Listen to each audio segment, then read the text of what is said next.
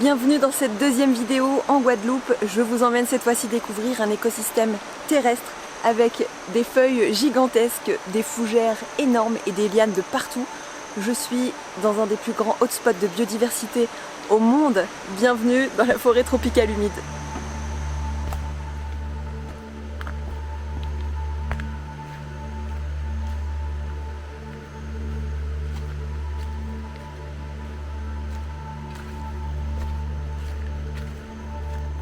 Bon, je m'appelle Alain Rousseau, je suis maître de conférence à l'Université des Antilles et ma spécialité c'est la botanique, l'écologie des forêts tropicales, mais en particulier des forêts tropicales humides, leur dynamique et puis voilà. La forêt tropicale humide, elle se caractérise par son climat. Disons que c'est une forêt pluviale. Ça veut dire plusieurs choses, ça veut dire d'une part qu'il pleut énormément et ça veut dire d'autre part qu'il pleut un petit peu toute l'année. Il peut y avoir une saison plus ou moins intense, mais en gros, cette saison-là ne détermine pas une synchronisation des rythmes de chaque espèce. Ce qui va caractériser la vie, c'est certainement en premier lieu sa diversité, c'est-à-dire de façon plus simple encore, le nombre d'espèces. Voilà. C'est dans les forêts denses humides, dans les forêts tropicales humides, qu'on va trouver le plus grand nombre d'espèces d'arbres. Donc en Guadeloupe, avec la forêt sèche et la forêt dense humide, c'est un territoire qui est grand comme un demi-département métropolitain, on va dire. Là, on va trouver 360 espèces d'arbres indigènes. En Europe, on n'en trouve que 124. Voilà, on trouve 124 espèces d'arbres. Ce qui caractérise donc les tropiques, c'est pas seulement la présence d'arbres, mais c'est la diversité des formes. Nulle part au monde vous trouverez autant de plantes qui dépendent des autres dans la mesure où elles vivent dessus, c'est ce qu'on appelle les épiphytes. Vous avez nulle part au monde autant de lianes que dans les forêts tropicales humides. Les lianes, les épiphytes, les arbres, les petites plantes herbacées du sous-bois, les plantes qui vont vivre à l'ombre, vraiment quand il y a 1% de lumière, des arbustes qui vont pousser à 3-4 mètres, des arbres qui vont monter jusqu'à 10 mètres ou 15 mètres, et puis après les grands arbres de la canopée, enfin tout ça c'est une espèce d'assemblage architectural qui est unique au monde. Voilà. Parmi les écosystèmes terrestres, si vous voulez, la forêt dense humide est le plus riche.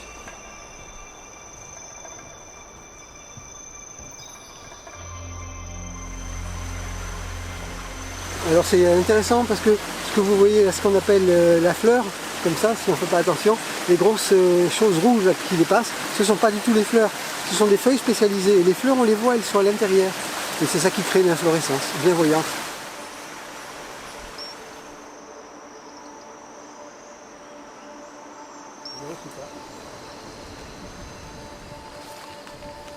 Là, on a commencé à grimper et on arrive dans le spot où un arbre sur 3 est endémique des Petites Antilles. Une plante endémique de Guadeloupe est une plante qui ne vit qu'en Guadeloupe à l'état naturel. Donc on atteint les sommets de l'endémisme.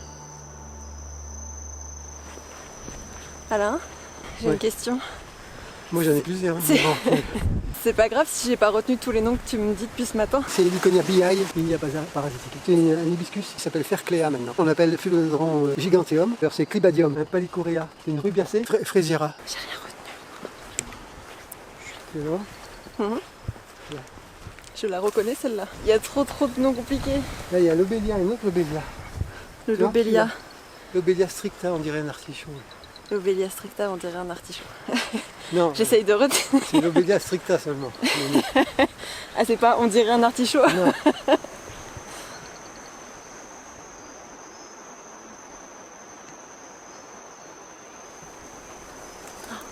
Des grandes feuilles de fougère, moi j'adore.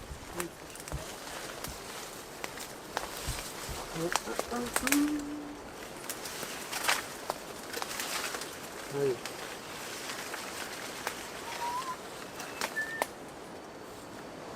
Alors la forêt tropicale humide, elle est à peu près stable aujourd'hui.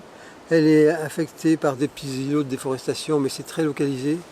Donc ouais, ce qui menace la forêt dense humide, c'est certainement donc des projets un petit peu étonnants qui consistent à exploiter la surface occupée par la forêt dense humide pour réaliser des avancées agronomiques un petit peu étranges.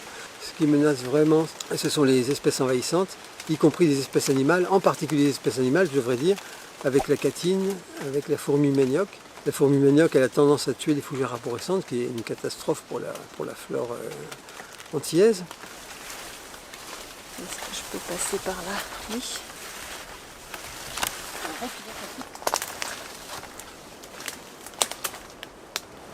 C'est ça les grands boucans, bananiers boucans? Ouais, celui-là c'est abouti. C'est quoi le nom? Akoma Boucan. Akuma Boucan. Ouais. J'adore les troncs, ça fait des... Ouais, Ça les tourne. contreforts, c'est ça les contreforts. Ah ok.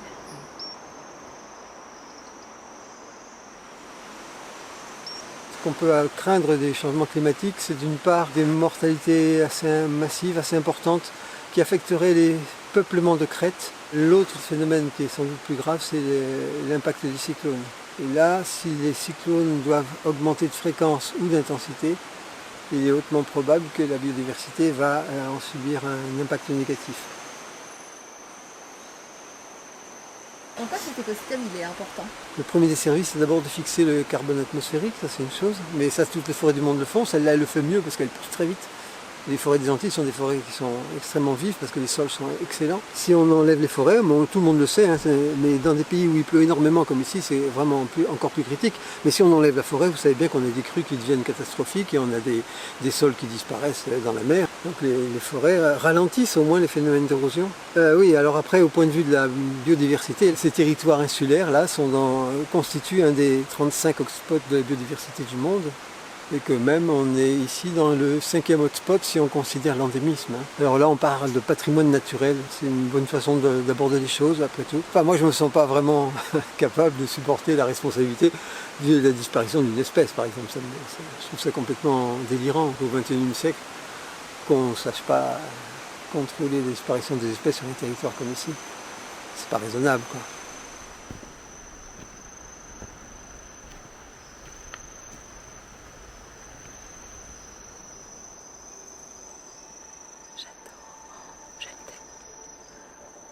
Écoutez, je vais rester ici. Je vais installer une petite cabane en bois par là-bas. Vous serez les bienvenus, moyennant une somme très élevée.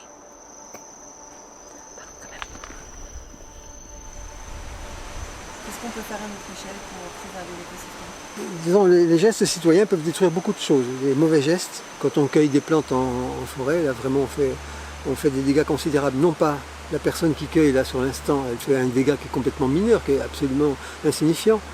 Mais si je ne sais pas combien de centaines de milliers de personnes qui passent en Guadeloupe par an viennent chacune cueillir une plante dans la forêt, là c'est considérable, l'impact est énorme. Et c'est un petit peu ce qui se passe, il y a des endroits où les gens font vraiment des très très gros dégâts. Il y a quelque chose qui abîme beaucoup la forêt, tout simplement les traces forestières, quand elles sont visitées par trop de personnes, par un trop grand nombre de marcheurs, elles finissent par être abîmées parce qu'il y a des flaques d'eau qui s'installent au milieu. Les gens, pour éviter les flaques d'eau, commencent à circuler à droite et à gauche de la trace initiale. La trace s'élargit et à la fin, on voit le chemin se creuser, parfois sur plus d'1 mètre. Et tu me parlais aussi d'apprendre à connaître cet écosystème? Oui, les opérations de sensibilité n'atteignent pas forcément leurs objectifs. On a des problèmes parce qu'il y a des oppositions qui s'érigent spontanément contre les opérations de conservation. Comment ça, il y a des gens qui s'opposent à la préservation de la biodiversité? Les gens ne sont pas sensibilisés. Il y a voilà, on considère que c'est des occupations pour des bobos justement, ou des exotiques un peu on est des en bobos manque de nature, ou voilà, c'est ça. On est tellement des bobos écolos. Il va falloir que ça change tout ça. Ben ouais, mais donc il faut un peu. vraiment rendre beaucoup plus efficaces les opérations de sensibilisation. Auprès des écoles, on y arrive assez bien. Mais après, quand il faut motiver les grandes personnes et puis même les gens des administrations et tout ça, c'est beaucoup moins facile. Bon bah je vais aller, j'ai quelques visites à faire avant de repartir. Non, après il faut garder le verre à moitié plein, c'est sûr. On a une chance inouïe quoi, d'être dans ce système-là, un système aussi bien conservé. Ça il faut le reconnaître. Mais justement, les menaces sont vraiment font vraiment de la peine, quoi. C'est vraiment douloureux de voir ça parce que des gens nient l'intérêt patrimonial de cette diversité-là. Les gens n'aiment pas ce qu'ils ne connaissent pas. À partir du moment où ils le connaissent, les choses deviennent beaucoup plus attrayantes, on se les approprie et à ce moment-là on a envie de les conserver. On a envie de les protéger, de les conserver. Donc la connaissance est un pivot dans toute cette histoire-là. On a donc découvert ensemble un milieu terrestre avec la forêt tropicale humide, un milieu de transition entre terre et mer avec les mangroves. Je vous retrouve très vite pour la 3e vidéo dans un écosystème aquatique. Moi je vais aller continuer d'observer et d'écouter ce qui se passe ici. À très vite.